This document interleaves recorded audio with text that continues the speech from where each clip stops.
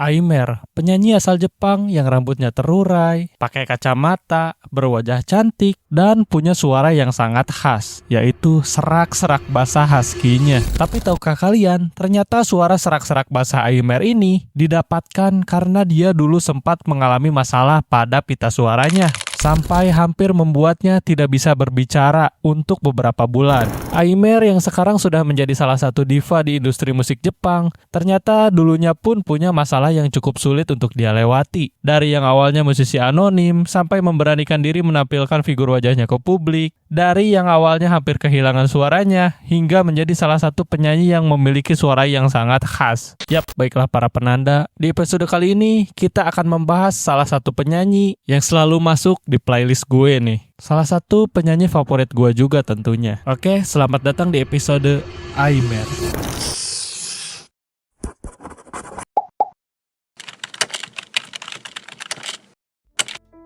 Kalau dengar kata Aimer, yang ada di kepala kalian apa sih? Kata Omoi, Brave Side, Hoshikuzu Venus, atau malah kecantikannya nih. Kalau gua masih malah suara serak-seraknya yang husky gitu ya. Sekarang kita coba bedah dikit asal-usul Mbak Aimer ini ya. Nama asli Aimer adalah Emi Fujimoto. Bagus juga ya namanya. Kayaknya oke juga deh kalau nggak pakai nama Aimer pun. Mbak Aimer lahir di Kumamoto, 7 Juli pada tahun 1990. Yang berarti sekarang umurnya sudah menginjak 36 tahun. Di umurnya yang udah 36 tahun pun, Mbak Aimer bukannya kayak masih mbak-mbak umur 20-an ya. Setuju nggak sih? Keren banget ya. Tips awet mudanya dong, Mbak. Nah, untuk arti kata Aimer sendiri, ternyata nama Aimer diambil dari bahasa Prancis yang artinya mencintai atau menyukai. Ya, something like that lah ya. Sampai akhirnya, nama panggung ini membawanya pada kesuksesan di bidang tarik suara. Nah, ternyata nama Aimer ini juga diambil dari nama Aimer ketika dia masih kecil, atau panggilannya waktu kecil yaitu Aime. Nah, sekarang dari mana nih asal-usul bakat musiknya Aimer? Jadi gini bre, bokapnya Aimer itu adalah seorang basis band. Basis. Jadi secara tidak langsung, itu membuat Aimer sudah dikelilingi musik sejak kecil. Maka ketertarikannya terhadap musik muncul dari sana. Aimer kecil mulai belajar piano sejak SD. Karena Aimer sangat mengagumi Shiina Ringo dan Utada Hikaru. Untuk anak seumurannya, tidak ada yang tidak tahu nama tersebut. Kalian juga mungkin tahu ya, apalagi Utada Hikaru. Legend banget itu bro, terutama lagu First Love-nya ya. Everlasting banget dia itu lagu. Nah, pas masuk ke SMP, Aimer mulai belajar main gitar dan mulai belajar menulis lirik menggunakan bahasa Inggris, terutama saat Aimer mendengarkan musiknya Avril Lavigne. Nah, ternyata Aimer juga ngefans nih sama Mbak Avril. Seperti yang kita tahu, suara Aimer itu khas banget serak-serak basah husky-nya. Nah, kalau musisi internasional yang punya suara husky itu kayak Rihanna kali ya, Adele kali. Kalau di Indonesia kayaknya mirip Tata Janeta gitu.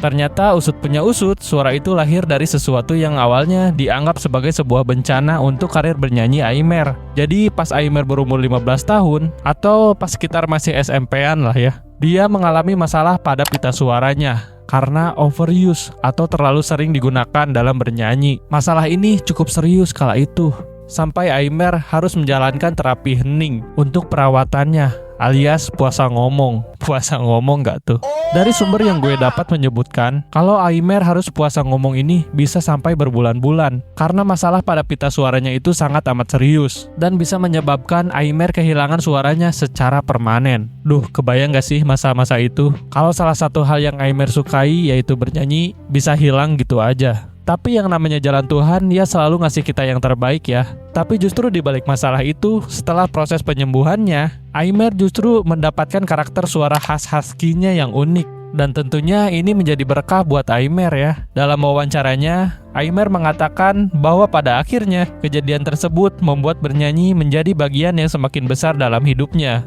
dan menjadi alasan di balik gaya bernyanyinya sekarang.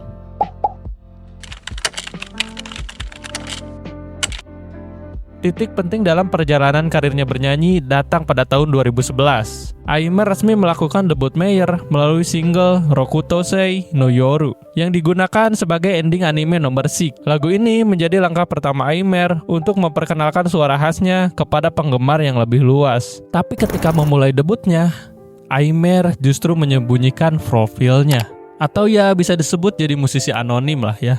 Pilihan Aimer untuk menjadi musisi anonim pada awalnya didasari oleh filosofi yang sangat personal dan kondisi emosional yang dia alami setelah sempat kehilangan suaranya. Salah satu alasannya menyembunyikan identitas kala itu menurut Mbak Aimer adalah keinginan agar pendengar fokus 100% pada suara, lirik, dan atmosfer musiknya. Di industri hiburan yang seringkali menilai musisi dari penampilan fisik atau visual, Aimer ingin melangkah ke arah yang berbeda. Ia percaya bahwa sebuah lagu bisa menyentuh hati seseorang secara lebih murni jika pendengar tidak terganggu oleh citra visual sang penyanyi. Dan sebenarnya, ternyata Aimer juga memiliki sifat pemalu dan gak malu-maluin tentunya. Berada di bawah sorotan kamera dan perhatian publik secara langsung, awalnya menjadi hal yang cukup mengintimidasi baginya. Menjadi anonim memberikannya ruang aman untuk berekspresi tanpa tekanan popularitas visual. Selain itu, agensi musiknya, AGH Springs, melihat bahwa konsep misterius ini justru membangun daya tarik yang kuat. Orang-orang menjadi penasaran dan justru mendengarkan lagu-lagunya dengan jauh lebih khusyuk. Nah, setelah sekitar 5 tahun bergerak di bawah bayang-bayang anonimitas, akhirnya Aimer pun mulai menunjukkan dirinya ke publik. Aimer merasa bahwa misinya di fase pertama telah selesai. Ia merasa bahwa fondasi musiknya sudah cukup kuat dan penggemar sudah mencintai karyanya apa adanya. Pengungkapan wajah Aimer pada tahun 2016 bukan karena ia menyerah pada konsep anonim, melainkan karena ia ingin melangkah keluar dari zona nyaman dan berkomunikasi secara lebih intim dengan penonton secara langsung. Momen kemunculan pertamanya di TV saat membawakan lagu Chocho Musubi ternyata melibatkan musisi rock terkenal Jepang yang memproduksi lagu tersebut. Nah, coba tebak siapa komposernya? Komposernya adalah Yojiro Noda Radowims. Gong banget kan?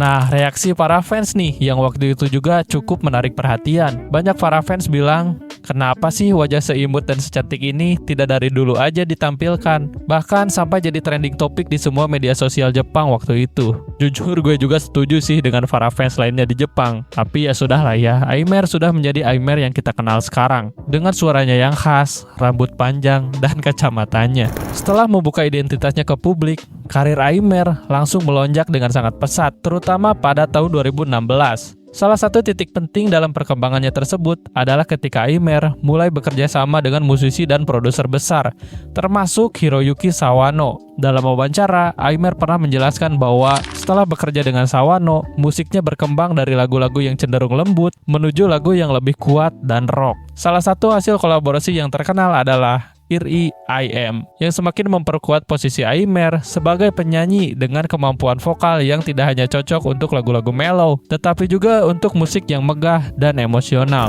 Apalagi pada tahun 2016, Aimer merilis album yang berjudul Daydream, yang menjadi salah satu tonggak penting. Album ini berisi sejumlah lagu yang kemudian membuatnya semakin populer, termasuk Chocho Musubi di dalamnya. Album tersebut bahkan berhasil menduduki berbagai posisi chart yang tinggi dan meraih penghargaan CD Shop Award. Di posisi ini, Aimer sudah tidak lagi hanya sekedar menjadi penyanyi anime. Dia mulai membangun katalog musiknya sendiri. Dan yang paling menarik, karakter suaranya yang dulu muncul karena masalah pita suaranya justru semakin diterima dan menjadi salah satu kekuatan terbesar Aimer. Aimer terus mengembangkan sayapnya di dunia musik Jepang dan tembus ke dunia internasional.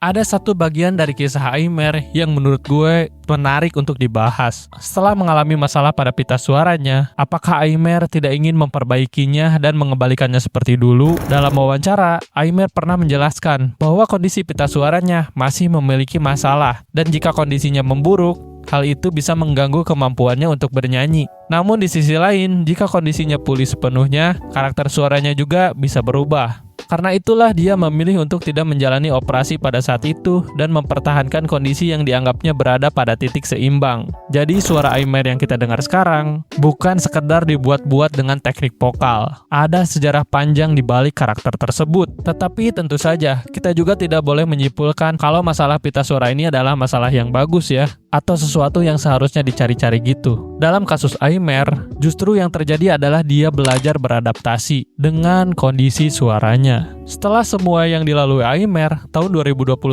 adalah salah satu tahun yang cukup penting bagi karirnya. karena Aimer telah memasuki satu dekade berkarir sejak debutnya pada tahun 2011. Album Walpurgis berhasil meraih 3 posisi nomor 1 sekaligus di beberapa kategori Billboard Japan. Pada tahun yang sama, Aimer juga berkolaborasi dengan Millet, Lila Sikuta dalam lagu Omokage yang diproduseri oleh Faundi. Setelah 10 tahun, Aimer sudah berubah dari penyanyi yang dikenal karena suara misterius menjadi salah satu vokalis Jepang dengan identitas musik yang sangat kuat. Dan seperti yang semua kita tahu, suara Aimer juga banyak menghiasi anime-anime favorit kita, seperti Demon Slayer, Fate Stay Night, Vinland Saga, dan banyak lainnya.